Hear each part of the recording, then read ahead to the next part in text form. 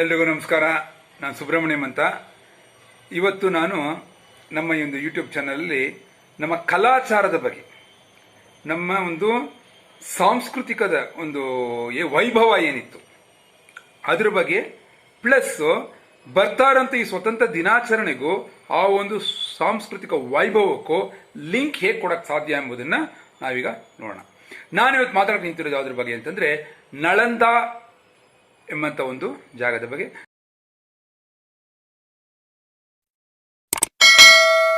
ನಳಂದ ಅಂದ ತಕ್ಷಣ ಪ್ರತಿಯೊಬ್ಬ ಭಾರತೀಯನಿಗಲ್ಲ, ಇಡೀ ಪ್ರಪಂಚದಲ್ಲಿರೋರ್ಗು ಫಸ್ಟ್ ಗೊತ್ತಾಗೋದು ನಳಂದ ಯೂನಿವರ್ಸಿಟಿ. ನಳಂದ ಯೂನಿವರ್ಸಿಟಿ ಅಂದ್ರೆ 1500 ವರ್ಷದ ಹಿಂದೆ ಯೋಚನೆ ಮಾಡಿ. 1500 ಅಂದ್ರೆ 5ನೇ ಶತಮಾನದಲ್ಲಿ 5th AD ನಲ್ಲಿ ಶುರು ಮಾಡಿ 500 AD ನಲ್ಲಿ ಶುರು ಮಾಡಿದಂತ ಆ ಒಂದು ನಳಂದ ಯೂನಿವರ್ಸಿಟಿ ನಾವು ಕುಮಾರಗುಪ್ತ ಅಂತ ಒಂದು ರಾಜ ಬಂದು ಅದನ್ನ ಕಟ್ತಾನೆ. ಅದೊಂದು ಏನಪ್ಪಾ ಅಂತಂದ್ರೆ ಬೌದ್ಧಿಕ ಧರ್ಮದ್ದು, ಅಂದ್ರೆ ಬೌದ್ಧ ಧರ್ಮದ ಪ್ರಚಾರ, ಅಂದ್ರೆ ಅಲ್ಲಿ ಕಲಿಯೋದು ಆ ಒಂದು ಯೂನಿವರ್ಸಿಟಿನಲ್ಲಿ. ಸೊ ಆಮೇಲೆ 7ನೇ ಇಸ್ವಿನಲ್ಲಿ ಅಂದ್ರೆ 7ನೇ AD ನಲ್ಲಿ 7ನೇ ಶತಮಾನದಲ್ಲಿ ಹರ್ಷವರ್ಧನ ಅಂತ ರಾಜ ಅದನ್ನ ಟೇಕ್ ಓವರ್ ಮಾಡ್ಕೊಳ್ತಾರೆ. ಅವರು ಇನ್ನೂ ಬ್ಯೂಟಿಫುಲ್ ಆಗಿ ಕಟ್ತಾರೆ ಅದನ್ನ. ಇನ್ನೂ ಅದೇನು ಹಳೆ ರಾಜ್ಯ ಕಟ್ಟದ ಅದನ್ನ ಹೊಡೆದಾಕು ಇಲ್ಲ, ನಮ್ದು ಆ ಸಂಸ್ಕೃತಿ ಇಲ್ವೇ ಇಲ್ಲ.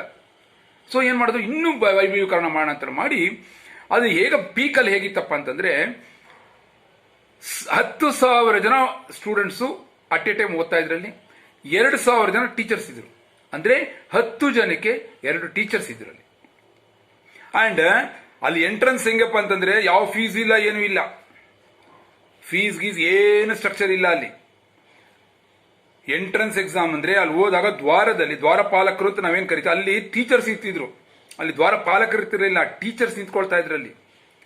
ಅವರು ಅಲ್ಲಿ ಅವ್ರಿಗೆ ಕ್ವಶನ್ ಅಂದ್ರೆ ಏನು, ನಿನ್ನ ಸಾಮರ್ಥ್ಯ ಏನು ಅಂತ ಅಲ್ಲಿ ಕ್ವಶನ್ ಮಾಡಿ ಅಲ್ಲಿ ಅವ್ರು ಪಾಸ್ ಆಗ್ಬೇಕು. ಆದ್ರೆ ಒಳಗೆ ಎಂಟ್ರಿ 10 ಜನದಲ್ಲಿ ಬರೀ 3 ಜನಕ್ಕಷ್ಟೇ ಅಲ್ಲಿ ಎಂಟ್ರಿ. ಒಂದು 3 ಮೆಂಬರ್ಸ್ ಆಡ್ ದ ಎಂಟ್ರಿ ದೇ. ಸೊ ಇಷ್ಟು ಒಂದು ಸ್ಟ್ರಿಕ್ಟ್ ಆಗಿತ್ತಲ್ಲಿ. ಅಂಡ್ 12,000 ಜನಕ್ಕೂ 30 ಏಕರ ಜಾಗದಲ್ಲಿ ಇದ್ದಂತ ಯೂನಿವರ್ಸಿಟಿ ಅದು. ಎಲ್ಲ ವ್ಯವಸ್ಥೆ ಇತ್ತಲ್ಲಿ, ಸುವ್ಯವಸ್ಥಿತ ಅಂತ ಏನ್ ಕರೀತಾರೆ. ಪ್ರತಿಯೊಬ್ಬರಿಗೂ ನಿಮಗೆ ಅಲ್ಲಿ ಉಳ್ಕೊಬೇಕು. ಯಾವ ಸ್ಟೂಡೆಂಟ್ಸ್ ಮನೆಗೆ ಹೋಗಿ ಬರ್ತೀನಿ ಅನ್ನೋ ಇದೇ ಪ್ರಮೇಯನೇ ಇಲ್ಲ ಅಲ್ಲಿ. ಅದ್ರ ಬಗ್ಗೆ ಮಾತೇ ಇಲ್ಲ. ಅಲ್ಲೇ ಉಳ್ಕೊಬೇಕು, ಅಲ್ಲೇ ಇರಬೇಕು, ಅಲ್ಲೇ ಓದ್ಬೇಕು. ಅಂದ್ರೆ ಅವ್ರಿಗೆ ಊಟ ತಿಂಡಿ ಖರ್ಚು ಎಲ್ಲಾನು ಕಂಪ್ಲೀಟ್ ಆಗಿ, ಪ್ಲಸ್ ಅವ್ರು ಮಲ್ಕೊಳ್ಳೋಕೆ ಜಾಗ, ಊಟದ್ದು, ಅಡಿಗೆ ಎಲ್ಲ ಅಲ್ಲೇ ಸುವ್ಯವಸ್ಥಿತವಾಗಿತ್ತು. ಎಲ್ಲೆಲ್ಲಿಂದ ಬರ್ತಿದ್ರು ಜನಗಳು ಅಂತಂದ್ರೆ ಇಡೀ ಭಾರತ ಬಿಟ್ಟು ಪ್ರಪಂಚದಾದ್ಯಂತ ಎಲ್ಲೆಲ್ಲಿಂದ ಬರ್ತಾ ಇದ್ರು. ಟಿಬೆಟ್ ಇಂದ ಬರ್ತಾ ಇದ್ರು, ಚೈನಾ ಇಂದ ಬರ್ತಾ ಇದ್ರು, Korea, central Asia, Japan, Mongolia, Turkey, Sri Lanka, ಅದಿನ್ಯಾಕೆ ಎಷ್ಟು ದೂರದಲ್ಲಿ ಇಂಡೋನೇಷ್ಯಾದಲ್ಲಿ ಶೈಲೇಂದ್ರ ಅಂತ ಒಬ್ಬ ರಾಜ ಇದ್ದ. ಅವನೇನ್ ಮಾಡ್ತಾನೆ, ಅವನ ಕಡೆಯಿಂದ ಇಲ್ಲಿ ಒಂದು ಡಾರ್ಮೆಟ್ರಿನ ಕಟ್ಸ್ಕೊಟ್ಟಿರ್ತಾನೆ. ಅದು ಎಷ್ಟು ದೂರ ನೋಡ್ಕೊಳ್ಳಿ, ಮ್ಯಾಪಲ್ಲಿ ನೋಡ್ಬೇಕು ನೀವು. ಇಂಡೋನೇಷ್ಯಾಲಿದೆ, ನಮ್ಮ ನಳಂದ, ಈ ಭಾರತದಲ್ಲಿ ನಳಂದ ಎಲ್ಲಿದೆ, ಅಷ್ಟು ಕನೆಕ್ಷನ್ ಇತ್ತು ನಮ್ಗೆ. ಏನೇನು ಸಬ್ಜೆಕ್ಟ್ ಕಲ್ಸ್ಕೊಳ್ಳಿ. ಬುದ್ಧಿಸಮ್ ಅಂದ ತಕ್ಷಣ ಬರೀ ಬುದ್ಧಿಸ್ಟೇ ಕಲ್ಸ್ಕೊಳ್ತಾರೆ, ಇಲ್ಲ. ಬುದ್ಧಿಸಮ್ ಅಲ್ಲಿ ಅವ್ರು ಫಸ್ಟ್ ಏನು ಹೀನಯಾನ ಮಹಾಯಾನ ಜೊತೆಗೆ ನಮ್ಮ ವೇದಗಳೆಲ್ಲ ಕಲಿಬೇಕಾಯ್ತು ಅವರು. ಆ ವೇದಗಳ ಜೊತೆಗೆ ಏನಪ್ಪಾ ಅಂದ್ರೆ ಮೆಡಿಸಿನ್, ಅಂದ್ರೆ MBBS ಇವತ್ತು ನಾವೇನು ಓದ್ತೀವಿ, MD, DGO, everything was covered ಆ ಯೂನಿವರ್ಸಿಟಿನಲ್ಲಿ. ಅದು ಬಿಟ್ಟು ಥಿಯಾಲಜಿ ಇರ್ಬೋದು, ಗ್ರಾಮರ್ ಇರ್ಬೋದು, ಲಾಜಿಕ್ ಇರ್ಬೋದು, ಆಸ್ಟ್ರಾನಮಿ ಇರ್ಬೋದು, ಮೆಟಾಫಿಸಿಕ್ಸ್, ಮೆಡಿಸಿನ್, ಫಿಲಾಸಫಿ, ಅದೆಲ್ಲದಕ್ಕಿಂತ ಟೌನ್ ಪ್ಲಾನಿಂಗ್ ಸ್ವಾಮಿಗಳೇ. ಇವತ್ತು ಕೂಡ ನಾವು ಮಾಡಕ್ಕಾಗ್ತಾ ಇಲ್ಲ. ನಮ್ಮ ಬೆಂಗಳೂರು ಅಂತ ಸಿಟಿ ಎಲ್ಲ ಎಂತ ಟೌನ್ ಪ್ಲಾನಿಂಗ್ ಇಲ್ದೇ ಇರುತ್ತೆ. ಆ ಕಾಲದ ಟೌನ್ ಪ್ಲಾನಿಂಗ್ ಮಾಡಬೇಕಾಗಿತ್ತು. ಈ ತರ 65 ಸಬ್ಜೆಕ್ಟ್ ಇತ್ತಲ್ಲಿ. 65 subjects were taught in that particular university. So ಇಂಥ ಒಂದು ಯೂನಿವರ್ಸಿಟಿನಲ್ಲಿ ಉತ್ತುಂಗದಲ್ಲಿ ನಡೀತಾ ಇರ್ಬೇಕಾದ್ರೆ 1197ನೇ ಇಸ್ವಿ ಎಕ್ಸಾಕ್ಟ್ ಆಗಿ ತಗೊಳ್ಳಿ, 1197 AD ನಲ್ಲಿ ಯಾರೋ ಬಂದು ಹೇಳ್ತಾರೆ, ಸರ್ ಇಲ್ಲಿ ಯಾರೋ ಒಬ್ರು ಪಾಳೆಗಾರ. ಯಾಕಂದ್ರೆ ಆಗ ಪಾಳೆಗಾರರೇ ಅಷ್ಟೇ, ರಾಜರು ಅಂತ ಅಲ್ಲ ಕಾಲದಲ್ಲ ಇಲ್ಲ. ಯಾವಾಗ ಬಂದು ನಮ್ಮ ಅಲ್ಲ, ಯಾವಾಗ ಈ ಟರ್ಕಿಯಿಂದ, ಅಫ್ಘಾನಿಸ್ತಾನಿಂದ ಎಲ್ಲ ಬರಕ್ ಶುರು ಮಾಡಿದ್ರು, ಅವ್ರವ್ರು ಇಷ್ಟ ಬಂದಂಗೆ ಬರೋರು. ಅವನು ಅಲ್ಲಿಂದ ಬಂದು ಭಾರತ ಬಂದು ಯಾವ್ದಕ್ಕೆ ಬರ್ತಾನೆ ಭಾರತಕ್ಕೆ? ಸಿಂಪಲ್. ಅವತ್ತು ಭಾರತ ಅನ್ನೋದು ಸ್ಪ್ಲಿಟ್ ವೈಡ್ ಓಪನ್. ಸೋನೆಕ ಚಿಡಿಯ ಅಂದ್ರೆ ಕಲ್ಪವೃಕ್ಷ, ಕಾಮಧೇನು. ಏನು ಯಾರಿಗೆ ಕೆಲಸ ಇಲ್ದಿರೋಲ್ಲ ಬಂದ್ಬಿಡೋದು. ಇಲ್ಲಿ ಬಂದ್ಬಿಟ್ಟು ಒಂದು 25, 30, 40 ಜನ ಇದ್ಬಿಟ್ರೆ ಸಾಕು, ಬಂದ್ಬಿಟ್ಟು ಇಲ್ಲಿ ನಾನು ಹೇಳ್ದಂಗೆ ಅವಾಗಲೇ ಅದು ಚಿಕ್ಕ ರಾಜನಿಗೆ ಏನೋ ಮಾಡ್ಬಿಟ್ಟು ಇವರೆಲ್ಲೇ ಇವ್ರದ್ದು ಆಡಳಿತ ಶುರು ಮಾಡ್ಕೊಂಡು. ಸೊ ಹಂಗೆ ಮಾಡ್ಕೊಂಡವನು ಬಿಹಾರ ಮತ್ತು ಬಂಗಾಲ ಪ್ರಾಂತ್ಯದಲ್ಲಿ ಇವನೊಂದು ಪಾಳೆಗಾರ ತರ ಇರ್ತಾನೆ. ಇವನು ಪಾಳೆಗಾರ, ಅವನಿಗೆ ಹುಷಾರಿಲ್ಲ. ಸೊ ಅವಾಗ ಏನೋ ಹೌದು, ಹಕೀಮ್ಸ್ ಎಷ್ಟೆಷ್ಟೋ ಟ್ರೈ ಮಾಡಿರ್ತಾರೆ, ಏನೇನೋ ಮೆಡಿಸಿನ್ಸ್ ಕೊಟ್ಟಿರ್ತಾರೆ, ಬಟ್ ಯಾವುದು ಅವನಿಗೆ ಆಗ್ತಾ ಇರಲ್ಲ. ಅವಾಗ ಇಲ್ಲಿ ಏನೋ ಇದೆ, ಯಾರು ಸಜೆಸ್ಟ್ ಮಾಡಿದ್ದಾರೆ, ಅವನು ಹೊರಗೆ ಬಂದು ಸರಿ ಅಂತ ಅವ್ನು ಟೆಂಟ್ ಹಾಕೊಂಡಿರ್ತಾನೆ, ಕರೆಸ್ತಾನೆ. ಅವ್ರು ಬರ್ತಾರೆ, ಸರಿ ಅಂತ ಅನ್ಬಿಟ್ಟು ಅಂತ ನೋಡ್ತಾ ಅವ್ನು ಒಂದೇ ಒಂದು ಕಂಡೀಷನ್ ಹಾಕ್ತಾನೆ, ಅಳಪ್ಪ ನನಗೆ ಮಾತ್ರ ನಿಮ್ಮ ಧರ್ಮದ ಯಾವುದೇ ಮೆಡಿಸಿನ್ಸ್ ನಾನು ಕೊಡಬಾರ್ದು. ನೋಡಿ ಯೋಚನೆ ಮಾಡಿ, ನಿಮ್ಮ ಧರ್ಮದ ಮೆಡಿಸಿನ್ಸ್ ಯಾವುದು ನಾನು ತಗೊಳ್ಳಲ್ಲ, ಹಂಗೆ ಕ್ಯೂರ್ ಮಾಡೋಕ್ಕಾದ್ರೆ ಕ್ಯೂರ್ ಮಾಡಿ. ಇಲ್ಲಿ ಇವರು ಯೋಚನೆ ಮಾಡ್ತಾ ಇದನ್ನಪ್ಪ ಹಿಂಗೆ ಹೇಳ್ಬಿಟ್ಟ, ಸರಿ ಆಯ್ತು ನೋಡೋಣ. ಅದು ಒಂದು ಚಾಲೆಂಜ್ ಅವ್ರಿಗೆ, ರೈಟ್ ಅಂತ ಒಂದು ವಾರ ಟೈಮ್ ಕೊಡಿತ್ತು. ಒಂದು ವಾರಕ್ಕೆ ಹೋಗ್ಬಿಟ್ಟು ಅಲ್ಲೋಗಿ ಅವ್ರು ಏನು ಡಿಸ್ಕಷನ್ ಮಾಡ್ತಾರೋ ಏನೇನು ಮಾಡ್ತಾರೋ ಮಾಡ್ಕೊಂಡು ಒಂದು ವಾರದ ನಂತರ ಬಂದು ಇವನಿಗೆ ಏನಪ್ಪ ಅಂದ್ರೆ ಒಂದು ಇದು ಕಳ್ಸಿಕೊಡ್ತಾರೆ, ಒಂದು ಗಿಫ್ಟ್ ತರ ಕಳ್ಸಿಕೊಟ್ಬಿಟ್ಟು ಅದೇನಪ್ಪ ಅಂದ್ರೆ ಪವಿತ್ರ ಕುರಾನ್. ಅವ್ರು ಹೇಳ್ತಾರೆ, ಈ ಕುರಾನ್ ಅನ್ನು ತಾವು ದಯವಿಟ್ಟು 10 ಪೇಜ್ ಒಂದು ದಿನಕ್ಕೆ 10 ದಿನ ಓದಬೇಕು, 10 days. ಅವಾಗ ಏನಾಗುತ್ತೆ ನೋಡೋಣ, ರಿಪೋರ್ಟ್ ಕೊಡಿ ಅಂತ ಹೇಳಿರ್ತಾರೆ. ಅವನು ಆಯ್ತು, ನಮ್ಮ ಪವಿತ್ರ ಗ್ರಂಥ ಓದ್ತೀನಿ ಅಂತ ಅವ್ನು ಶುರು ಮಾಡ್ತಾನೆ. 10 ದಿನ ಓದ್ತಾ 10ನೇ ದಿನದೊಳಗೆ ಅವ್ನಿಗೇನು ಸಮಸ್ಯೆ ಆಯಿತು ಅದು ಸರಿಯಾಗೋಗಿದೆ. ಇವನಿಗೆ ಏನಾಯ್ತು, ಇಷ್ಟು ನಮ್ಮ ಹಕೀಮ್ಸು ನಮ್ಮ ಜೊತೆಗೆ ಇದ್ದವರು ಯಾರು ಮಾಡೋಕ್ಕಾಗದೇ ಇರೋರು ಇವ್ರು ಇಂಥ ಒಂದು ಇದು ಮಾಡ್ಬಿಟ್ರಲ್ಲ, ಸರಿ ಏನೋ ಇದೆ ಇದರಲ್ಲಿ ನೋಡೋಣ ಅಂದ್ಬಿಟ್ಟು ಅಂತ ಮೆತ್ತಗೆ ಅವನು ಆ ಪ್ರಿನ್ಸಿಪಲ್ ಜೊತೆಗೆ ಹುಡುಗ ಬಂದಿರ್ತಾನೆ, ಒಬ್ಬ ಅಸಿಸ್ಟೆಂಟ್ಸು, ಅವನ್ನ ಮೆತ್ತಗೆ ಕರೆಸ್ಬಿಟ್ಟು ಏನಪ್ಪ ಏನು ಮಾಡಿದ್ರು ಅಂತ ಹೇಳ್ತಾರೆ. ಅದು ಅವನು ಹೇಳ್ತಾನೆ, ಇಲ್ಲ ನೀವು ಹೇಳಿದ್ರಿ, ನಾವು ಅಲ್ಲೋ ಹೋದ್ಮೇಲೆ ಗುಪ್ತ ಸಮಾಲೋಚನೆ ಎಲ್ಲ ಮಾಡಿದಾಗ ಸರಿ ಅಂತ ಹೇಳ್ಬಿಟ್ಟು ಏನು ಮಾಡೋದು, ನಮ್ಮ ಗುರುಗಳು ಏನು ಮಾಡೋದು ಅಂದರೆ ನಿಮ್ಮ ಒಂದು ಪವಿತ್ರ ಕುರಾನ್ ತರಿಸ್ಕೊಂಡು ಅದರಲ್ಲಿ ನಮ್ಮ ಔಷಧಿನ ಲೇಪನ ಮಾಡಿದ್ರು. ಒಂದೊಂದು ಪೇಜ್ಗೆ 100 ಪೇಜ್ಗೆ ಲೇಪನ ಮಾಡಿದ್ರು. ಅವರು ನೀವು ಮಾತಲ್ಲೇ ಗೊತ್ತಾಗೋಯ್ತು ಅವ್ರಿಗೆ ನಿಮ್ಗೆ ಏನು ಪ್ರಾಬ್ಲಮ್ ಇದೆ ಅಂತ, ನಿಮ್ಮನ್ನು ಮುಟ್ಟು ನೋಡ್ದೇನೆ ಗೊತ್ತಾಗ್ಬಿಡುತ್ತೆ ಅವ್ರಿಗೆ. ಆ ಔಷಧಿ ಲೇಪನ ಮಾಡಿದ್ರು. ನೀವು ಪ್ರತಿದಿನ ಕುರಾನ್ ಓದ್ಬೇಕಾದ್ರೆ ನೀವು ತಿರುಗಿಸ್ತೀರಿ ನೋಡಿ, ನೀವೇ ತಿರುಗಿಸ್ತಾ ಇದ್ದ ಕೈ ಬೆರಳು ತಿರುಗಿಸಿದಾಗ ಈ ಕೈ ಬೆರಳಿನ ಏನಿದೆ ಇಲ್ಲಿ ಸ್ಕಿನ್ನು, ಇದರೊಳಗೆ ಮೂಲಕವಾಗಿ ಔಷಧಿ ನಿಮ್ಮ ದೇಹಕ್ಕೆ ಎಂಟರ್ ಆಗಿ 10 ದಿನದಲ್ಲೇ ಕ್ಯೂರ್ ಆಗಿದೆ ನಿಮಗೆ ಅಂತ ಹೇಳ್ತಾರೆ. ಎಂಥ ಅದ್ಭುತ ಯೋಚನೆ ಮಾಡಿ. ಕೈ ಮೊದಲಾಗಿ ಅವ್ರಿಗೆ ಏನು ಪ್ರಾಬ್ಲಮ್ ಅಂತ ಮುಟ್ಟು ನೋಡಿಲ್ಲ, ಅವ್ರು ಹೇಳಿದ ಸಿಂಪ್ಟಮ್ಸ್ ಮಾತ್ರ ತಿಳ್ಕೊಂಡು ಅವ್ರ ಕೈ ಬೆರಳು ಬಾಯಿಂದ ಹೋಗ್ತಾ ಇಲ್ಲ ಔಷಧಿ, ಕೈ ಬೆರಳು ಮೂಲಕ ಹೋಗ್ಬೇಕು ಔಷಧಿ. ಅಂಥ ಒಂದು ಔಷಧಿ ತಯಾರು ಮಾಡಿದ್ರು ಆ ಕಾಲದಲ್ಲೇ ನಮ್ಮರು, ಮಾಡಿಬಿಟ್ಟು ಕೊಟ್ಟಿದ್ದಾರೆ. ಈಗ ಬ್ಯೂಟಿಫುಲ್, ವಂಡರ್ಫುಲ್. ಈ ತರ ಈ ಪ್ರಪಂಚದಲ್ಲಿ ಎಲ್ಲೂ ಇಲ್ಲ. ಎಷ್ಟು ಥ್ಯಾಂಕ್ಸ್ ಹೇಳ್ಬೇಕು, ಎಷ್ಟು ತಾರೀಫ್ ಮಾಡಬೇಕಲ್ವಾ. ಅವನು ತಾರೀಫ್ ಮಾಡಲಿಲ್ಲ, ಏನೋ ನಾನು ಕೊನೆಗೂ ಅವ್ರ ಔಷಧಿ ನನಗೆ ಕೊಟ್ಟಿದ್ದಾರೆ. ಒಂದು ಎರಡನೇದು, ಎಷ್ಟು ಬುದ್ಧಿವಂತರಾಗಿ ಇವ್ರು ಇದ್ದಾರೆ ಅಂತಂದ್ರೆ, ಇವ್ರನ್ನ ಬದುಕಕ್ ಬಿಟ್ರೆ ನಮಗ್ ಉಳಿಗಾಲ ಇಲ್ಲ. ಅರ್ಥ ಮಾಡ್ಕೊಳ್ಳಿ, ಭಕ್ತಿಯಾರ್ ಖಿಲ್ಜಿಯ ಮೈಂಡ್ ಸೆಟ್, ನಮಗ್ ಉಳಿಗಾಲ ಇಲ್ಲ. ಇವ್ನು ಇದೇ ರೀತಿಯಾಗಿ ಬಿಟ್ರೆ ಅಂತ ಹೇಳ್ಬಿಟ್ಟು ಏನ್ ಮಾಡ್ತಾನೆ, ಹುಡುಗ ಕಳಿಸ್ಬಿಡ್ತಾರೆ. ಆಯ್ತು ಇವಾಗ ಏನೋ ನೋಡ್ಕೊಳ್ತೀನಿ ಅಂತ. ಆ ಹುಡುಗ ಬಂದು ಇಲ್ಲಿ ಬಂದು ಪ್ರಿನ್ಸಿಪಲ್ಗೆ ಹೇಳ್ಬಿಡ್ತಾನೆ, ನೋಡ್ತಾರೆ ಹಿಂಗಿದೆ ನಾವು ನೋಡಿದಾಗ ನಾವು ಮಾತಾಡಿದಾಗ, ಯಾಕಂದ್ರೆ ಹುಡುಗ ಸೈಕಾಲಜಿ ಎಲ್ಲ ಪಕ್ಕ ಇರ್ತಾರೆ ಇವರು. ಅವ್ನು ಬಹಳ ಕೋಪದಲ್ಲಿದ್ದಾನೆ, ಅವನಿಗೆ ಮೋಸ ಮಾಡಿದ ಒಂದು ಅನುಭವ ಬಂದ್ಬಿಟ್ಟಿದೆ ಅಂತಾರೆ. ಅದಕ್ಕೆ ಇವ್ರ ತಕ್ಷಣ ಹೌದಾ ಸರಿ ಏನಪ್ಪ ಮಾಡೋದು ಈಗ ಎಲ್ಲ ಅವರೆಲ್ಲ ಒಂದು ಗುಪ್ತ ಸಮಾಲೋಚನೆ ಮಾಡಿದಾಗ, ಇಲ್ಲ ಇವರು ಯಾಕೋ ಗೊತ್ತಿಲ್ಲ, ಏನ್ ಬೇಕಾದ್ರೆ ಮಾಡ್ಬೋದು. ಈಗ ಒಂದು ಕೆಲಸ ಮಾಡೋಣ, ಇಲ್ಲಿ ಏನೇನು ಬುಕ್ಸ್ ಇದೆಯೋ ಅದೆಲ್ಲ ಬುಕ್ಸ್ ತಗೊಂಡು ಎಷ್ಟು ಜನಕ್ಕೆ ಹೋಗೋಕ್ಕಾಗತ್ತೋ ಅಷ್ಟು ಜನ ಸ್ಟೂಡೆಂಟ್ಸ್ ಹೊರಟು ಬಿಡಿ ಅಂತಾರೆ. ಏನ್ ಬುಕ್ಸ್ ಅಂದ್ರೆ ಏನರ್ಥ ಅಂದ್ರೆ, ಅಲ್ಲೇ ಇರೋದು ಸ್ನೇಹಿತರೆ, ನಮ್ಮ ಒಂದು ನಳಂದಾದಲ್ಲಿ 1 ಕೋಟಿಗಿಂತನೂ ಹೆಚ್ಚಿನ ಬುಕ್ಸ್ ಇತ್ತು. ಎಷ್ಟು? 1 crore ಅಂಡ್ ಅಬೌವ್. ಇವತ್ತು ಪ್ರಿಂಟ್ ಮಾಡಕ್ಕೇನೆ ನಿಮಗೆ ಎಷ್ಟು ಖರ್ಚಾಗ್ಬೋದು, ಅಲ್ಲಿ 1 ಕೋಟಿ ಬುಕ್ ಅನ್ನು ಕೈಯಲ್ಲಿ ಬರೆದಿದ್ದಾರೆ. ಪ್ರತಿಯೊಂದು ಹಸ್ತಪತ್ರಿಕೆಗಳ ಬುಕ್ಸ್ ಅಂತ ಹೇಳಿದ ತಕ್ಷಣ ಈ ತರ ಬುಕ್ಸ್ ಇಮ್ಯಾಜಿನ್ ಮಾಡ್ಕೊಂಬಿಡಿ ದಯವಿಟ್ಟು. ಎಲ್ಲ ತಾಳೆಗರಿಗಳು.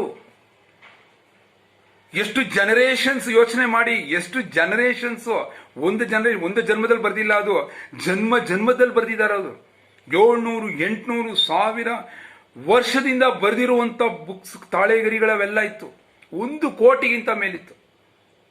ಅದನ್ನ ಸ್ಟೋರೇಜ್ ಹೆಂಗತ ಮಾಡಿದ್ರು ನೋಡಿ, ರತ್ನಸಾಗರ ಅಂತ ಒಂದು ಬಿಲ್ಡಿಂಗು 9 ಫ್ಲೋರ್ಸ್ ಬಿಲ್ಡಿಂಗ್. ಯೋಚನೆ ಮಾಡಿ, 9 ಅಂತಸ್ತಿನ ಬಿಲ್ಡಿಂಗ್ ಅದು. 9 ಫ್ಲೋರ್ಸ್. ರತ್ನ ಸಾಗರ, ರತ್ನದಾದಿ ಮತ್ತು ರತ್ನ ರಂಜಕ, ಇಂಥ 3 ಬಿಲ್ಡಿಂಗ್, 99 ಫ್ಲೋರ್ನಲ್ಲಿ ಬರೀ ಬುಕ್ಸ್ ಇಟ್ಟಿದ್ರು. ಅಷ್ಟು ಬ್ಯೂಟಿಫುಲ್ ಆಗಿ ಅದನ್ನ ಸ್ಟೋರ್ ಮಾಡಿ ಹೆಂಗ್ ಇಡಬೇಕು ಅದಕ್ಕೆಲ್ಲ ಮಾಡ್ಕೊಂಡಿತ್ತು. ಈಗ ಒಂದೇ ರಾತ್ರಿನಲ್ಲಿ ಎಷ್ಟು ಸಾಕ್ಸಕ್ಕಾಗತ್ತೆ? ಎಷ್ಟು ಜನ ಹೋಗೋಕ್ಕಾಗತ್ತೆ? ಅಲ್ಲೇನೋ ಕೆಲವರು 10 ಜನ ಶ್ರೀಲಂಕಾದವ್ರನ್ನ ಎತ್ಕೊಂಡು ಹೋಗ್ತಿದ್ದು, ಅವ್ರ ಪಾಡಿಗೆ ಹೋದ್ರು. 4-5 ಜನ ಏನೋ ಹೋಗಿರ್ಬೋದು. ಅಷ್ಟೊಳಗೆ ಬೆಳಿಗ್ಗೆ ಅವನು ಮುತ್ತಿಗೆ ಹಾಕ್ಬಿಟ್ಟ. ಆ ಒಂದು ನಳಂದ ಯೂನಿವರ್ಸಿಟಿಗೆ ಮುತ್ತಿಗೆ ಹಾಕ್ಬಿಟ್ಟು ಯಾರು ಹೊರಗೆ ಬರಂಗಿಲ್ಲ ಅಂತ ಹೇಳಿ ಅಲ್ಲಿ ಸಿಕ್ಕಿದವ್ರನ್ನೆಲ್ಲ ಕಂಡನ್ನೆಲ್ಲ ರುಂಡ ಮುಂಡ ಚೆಂಡಾಡ್ಬಿಟ್ಟ. ಸ್ಟೂಡೆಂಟ್ಸ್, ಲೆಕ್ಚರರ್ಸ್, ಓದಿರ ವಿದ್ವಾಂಸರು ಧ್ವಂಸ ಆಗೋದು. ನೆಕ್ಸ್ಟು ಒಳಗು ಏನಿದೆ ಅಂತ ನೋಡಕ್ಕೆ ಅವರೆಲ್ಲ ಏನು ಚಿನ್ನ ಬೆಳ್ಳಿ ಸಿಗತ್ತೆ ನೋಡಿದ್ರೆ ಬರೀ ಬುಕ್ಸು. ಸರಿ ಆಯ್ತು, ಬಂದಿದ್ದಕ್ಕೆ ಏನೋ ಒಂದು ಮಾಡೋಣ ಅಂತ ಹೇಳ್ಬಿಟ್ಟು ಅಲ್ಲಿ ಎತ್ಕೊಂಬಾರ ಆ ಬುಕ್ಸ್ ಅಂತಂದು ಆ ಬುಕ್ಸನ್ನು ತಗೊಂಬಂದು ಹೊರಗೆ ಹಾಕೋದಕ್ಕೆ 1 ತಿಂಗಳು ಟೈಮ್ ಹಿಡಿದಿದೆ. 1 ಮಂತ್ ಟೈಮು. ಆ 9 ಮಾಡಿಲಿರುವಂತ ಎಲ್ಲಾ ಮಾಡಿಲಿರುವಂತದನ್ನ ಖರ್ಚು ಮಾಡಿ ತಗೊಂಬರೋದಕ್ಕೆ. ಅದನ್ನ ಯಾರು ಮಾಡಿದ್ ಗೊತ್ತಾ? ಅವ್ರಲ್ಲ ತಗೊಂಬಂದಿದ್ದು ನಮ್ಮ ಲೋಕಲ್ಸ್. ಪಾಪ ನಮ್ಮ ಲೋಕಲ್ಸ್ ಬಹಳ ಅಮಾಯಕರು. ಅವ್ರಿಗೆ ಪಾಪ ದಿನಗೂಲಿ ಸಿಕ್ಕರೆ ಸಾಕು. ಅವ್ರಿಗೆ ಲೋಕಲ್ ಇರೋರೆ 5 ಹಣ ಕೊಡ್ತೀನಿ, ಬುಕ್ ತರ್ತೀನಿ ಅಣ್ಣ, ನೋ ಪ್ರಾಬ್ಲಮ್ ತರ್ತೀನಿ. ಹೋಗಿ ಮೇಲಿಂದ ತಂದು 1 ತಿಂಗಳು ಗುಡ್ಡೆ ಹಾಕಿ 1 ತಿಂಗಳಾದ್ಮೇಲೆ ಸ್ನೇಹಿತರೆ ಏನೇನಿತ್ತು ಮೊದಲೇ ಹೇಳ್ದಂಗೆ ನಾನು Hinayana, Mahayana, theology, human science, grammar, logic, astronomy, metaphysics, medicine, philosophy, city planning, ಮತ್ತು ಇನ್ನು ಮಿಕ್ಕಿದಂತ 65 ಸಿಲೆಬಸ್ ಇರುವಂತ ಅಷ್ಟೂ ಸಬ್ಜೆಕ್ಟ್ ಇರುವಂತ ಅಷ್ಟೂ ಪುಸ್ತಕಗಳು ಇಡೀ ಪ್ರಪಂಚದಲ್ಲಿ, ವಿಶ್ವದಲ್ಲಿ ಅದು ಅಷ್ಟು ಒಂದು ಕಲೆಕ್ಷನ್ಸ್ ಇದು ಇದ್ದಿದ್ದೇ ಇಲ್ಲ. ಇನ್ನು ಮುಂದೆ ಬರೋಕ್ ಸಾಧ್ಯನೇ ಇಲ್ಲ. ಒಂದೇ ಕಡೆ ಅಷ್ಟಕ್ಕೂ ಬೆಂಕಿ ಹಾಕಿ ಹತ್ತಿ ಉರಿದು 3 ರಿಂದ 4 ತಿಂಗಳು ಬೆಂಕಿ ಉರಿದಿದೆ. 3 to 4 months ಬೆಂಕಿ ಉರಿದಿದೆ. ಎಂಟೈರ್ ಏರಿಯಾನೇ ಕಪ್ಪಾಗೋಯ್ತು, ಮೋಡಗಳು ಕಪ್ಪಾಗೋಯ್ತು. ಬಿಡಿ, ಅದ್ರದ್ದು ಕಣ್ಣೀರಲ್ಲೇ ಮೋಡ ರಕ್ತ ಹರಿತಾ ಇದೆ, ರಕ್ತ ಸುರಿಸ್ತಾ ಇದೆ. ಸರಿ ಆಯ್ತು, ಇಲ್ಲಿಗೆ ಇದು ಮುಗೀತು. ಮುಗಿಸಿದ ವ್ಯಕ್ತಿ ಯಾರಪ್ಪ? ಬಖ್ತಿಯಾರ್ ಖಿಲ್ಜಿ. ಸರಿ ಆಗೋಯ್ತು, 800 ವರ್ಷ ಆಗೋಯ್ತು. ಈಗೇನು ಅದ್ರ ಬಗ್ಗೆ ಮಾತಾಡಿ ಯೂಸು ಅಂತ ಮಾಮೂಲಿ ನಮ್ಮ ಭಾರತೀಯರು ಅದೇ ಬರೋದು. ಹೇಗೋಗಿದ್ದಕ್ಕೆ ನಮ್ಗೆ ಯಾಕೆ ಆಗೋಯ್ತು ಅಂತ ಅಂತೀರಲ್ಲ. ಈಗ ಬನ್ನಿ ಪ್ರೆಸೆಂಟ್ ಕಂಡೀಷನ್ ಬರೋಣ. ನಮಗೆ ಸ್ವಾತಂತ್ರ್ಯ ಬಂದು ಎಷ್ಟು ವರ್ಷ ಆಯ್ತು? ನಾನು ತಿರ್ಗಾ ಹೇಳೋ ಅವಶ್ಯಕತೆ ನಿಮಗಿಲ್ಲ, ನಿಮ್ಗೆ ಎಲ್ರಿಗೂ ಗೊತ್ತಿದೆ. ಅದು ಈಗ ಗೊತ್ತಿದೆ. 73, 74 ನಡೀತಾನೆ ಇದೆ. 75 ವರ್ಷ ಆಗತ್ತೆ, ಇನ್ನು 100 ವರ್ಷನೂ ಆಗುತ್ತೆ. ಇವತ್ತು ನೀವು ನಿಮ್ಮ ಮಕ್ಕಳಿಗೆ ನಳಂದ ಯೂನಿವರ್ಸಿಟಿ ತೋರಿಸ್ಬೇಕು. ನಮ್ಮ ಹಂಪಿ ಹೇಗೆ ಹಾಳು ಬಿದ್ದಿದೆ ಆ ಥರ ನಳಂದ ಅನ್ನೋದು ಹಾಳು ಬಿದ್ದಿದೆ, ಇವತ್ತಿಗೂ ಇದೆ. ತೋರಿಸ್ಬೇಕು ಅಂತ ನಮಗೂ ಒಂದು ಖುಷಿ ಆಗುತ್ತೆ. ಹೌದಪ್ಪ, ಅಂಥ ಒಂದು ವೈಭವೀಕರವಂತ ಅಂತ ವೈಭವೋಪಿತವಂತ ಅವನ ಜಾಗನ ನೋಡ್ಕೊಂಬರೋಣ, ಹೊರಡೋಣ ಅಂತ ಅಂದ್ಬಿಟ್ಟು ನೀವು ಹೊರಟ್ರೆ, ನೀವು ಬಿಹಾರ್ಗೆ ಹೋಗಿ ಬಿಹಾರಿಂದ ಟ್ರೈನ್ ಹಿಡ್ಕೊಂಡು ಅಲ್ಲಿ ಹೋದಾಗ ಒಂದು ರೈಲ್ವೆ ಸ್ಟೇಷನ್ ಸಿಗತ್ತೆ. ಆ ರೈಲ್ವೆ ಸ್ಟೇಷನ್ ಇಳ್ಕೊಂಡು ಅಲ್ಲಿಂದ 20 ಕಿಲೋಮೀಟರ್ ದೂರ ಹೋದ್ರೆ ನಿಮಗೆ ನಳಂದ ಸಿಗತ್ತೆ. ಅಂದ್ರೆ ನಳಂದ ಯೂನಿವರ್ಸಿಟಿ. ನೀವು ರೈಲ್ವೆ ಸ್ಟೇಷನ್ ಇಳಿದ್ರೆ ನಿಮ್ಗೊಂದು ಬೋರ್ಡ್ ಕಾಣತ್ತೆ. ಆ ಬೋರ್ಡ್ ಅಲ್ಲಿ ಒಂದು ಹೆಸರು ಬರ್ದಿರತ್ತೆ. ಏನ್ ಗೊತ್ತರ ಹೆಸರು?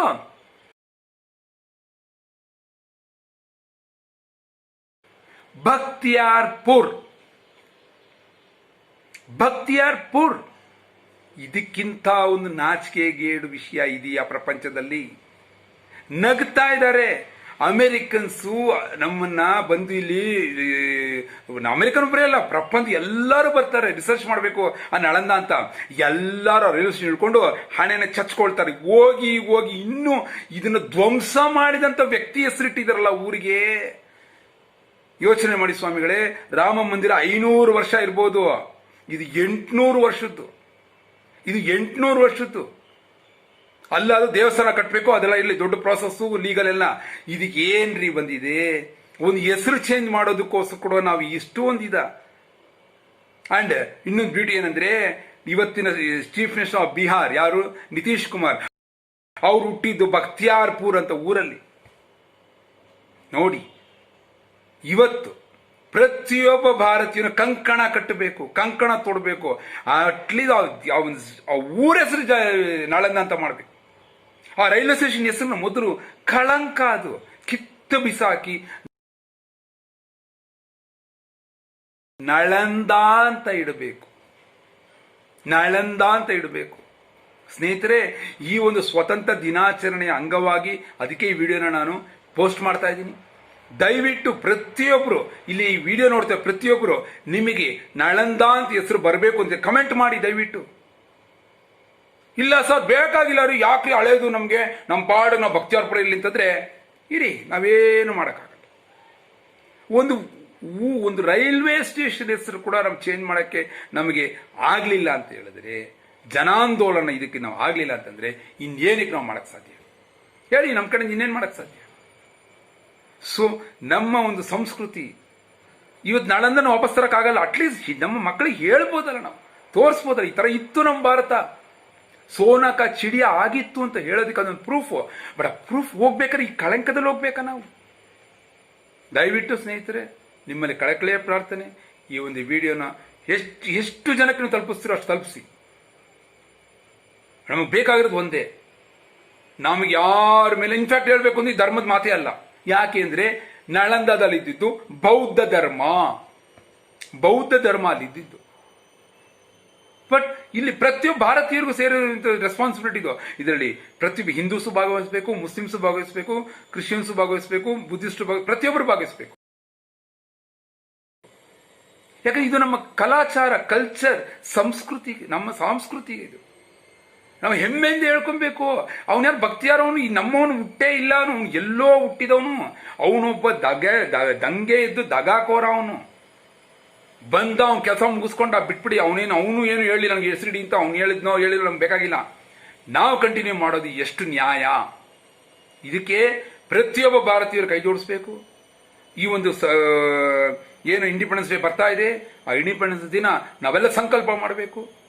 ಈ ಒಂದು ಊರು ಏನು ನಳಂದ ಅಂತ ಏನಿದೆ, ಆ ಒಂದು ರೈಲ್ವೆ ಸ್ಟೇಷನ್ ಪ್ಲಸ್ ಆ ಊರು ಇದೆ, ಊರ ಹೆಸರು ನಳಂದ ಭಕ್ತಿಯಾರ್ಪುರ ಅಂತಿದೆ, ಆ ಡಿಸ್ಟ್ರಿಕ್ಟ್ ಏನೋ ಇದೆ ಅದನ್ನು ಚೇಂಜ್ ಮಾಡಬೇಕು ಅಂತ ಪ್ರತಿಯೊಬ್ಬರು ನಾವು ಒಂದು ಆನ್ಲೈನಲ್ಲೇ ಆಂದೋಲನ ಶುರು ಮಾಡೋಣ. ಎಷ್ಟು ಜನಕ್ಕೆ ಹೆಚ್ಚೆಚ್ಚು ವಿಡಿಯೋ ಶೇರ್ ಮಾಡೋಕ್ಕಾಗುತ್ತೋ ಮಾಡಿ ಪ್ರತಿಯೊಬ್ಬರು ಇದ್ರ ಕೈ ಜೋಡಿಸ್ಬೇಕು ಅಂತ ತಮ್ಮಲ್ಲಿ ಕಳಕಳಿಯ ಪ್ರಾರ್ಥನೆ. ಹರಿ ಓಂ.